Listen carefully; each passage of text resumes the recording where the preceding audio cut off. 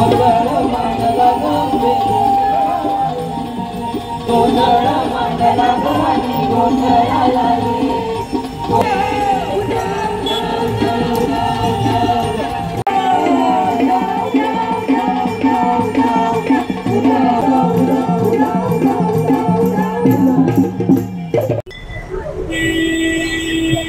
सर्वांना नवरात्रीच्या खूप खूप शुभेच्छा आणि उद्या दसरा आहे। दसऱ्याच्या मी ॲडव्हान्समध्ये सर्वांना शुभेच्छा देतो।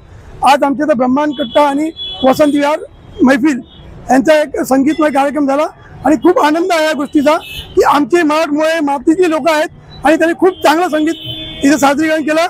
या मनाचा खूप आनंद आहे आणि देवीचा गजर त्यांनी एवढा जोरात केला की अंगावरती काटा उठला। म्हणून असं त्यांनी एक प्रोग्राम करत राहावा आणि आम्हाला नवीन मित्र पुढच्या वर्षी त्यांनी यावं अशी मी नम्र विनंती करतो। आणि उद्या दसऱ्याच्या त्यांनाही खूप खूप शुभेच्छा देतो। आणि तसेच उद्या महाआरती आहे तर लोकांना मी आवर्जून सांगतो की आपल्या जे शेतकरी बांधवांचे जे संकट आलेलं आहे त्यामुळे मी निवडणुकी रद्द केलेली आहे आणि महाआरती आम्ही इथे घेतोय। ते वाराणसीवरून लोक येणार आहेत, त्यांच्या हस्ते इथं महाआरती होणार आहे। ठाण्यात पहिल्यांदा महाआरती आहे ती, त्यांना चांगले दिवस यावे त्यासाठी आम्ही आरती घेतोय। नमस्कार, मी रुजुता देशपांडे, ब्रह्मांड कट्टा वसंत विहार संगीत संस्था या संस्थेची अध्यक्षा। आज नवयुग मित्र मंडळ यांच्यातर्फे नवरात्र उत्सव साजरा केला जातो।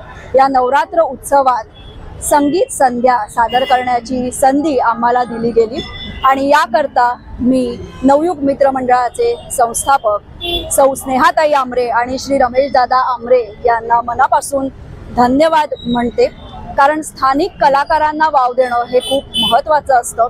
मोठमोठ्या कलाकारांचे सेलिब्रिटीचे कार्यक्रम हे होतच असतात, परंतु आपल्या परिसरातील स्थानिक कलाकारांना व्यासपीठ देणं, त्यांना त्यांची कला सादर करण्याची संधी देणं हे मला वाटतं खूप मौलिक कार्य आहे आणि याद्वारे आपल्या परिसरातील कलाकार हे लोकांसमोर येतात आणि त्यांना चांगली संधी मिळते।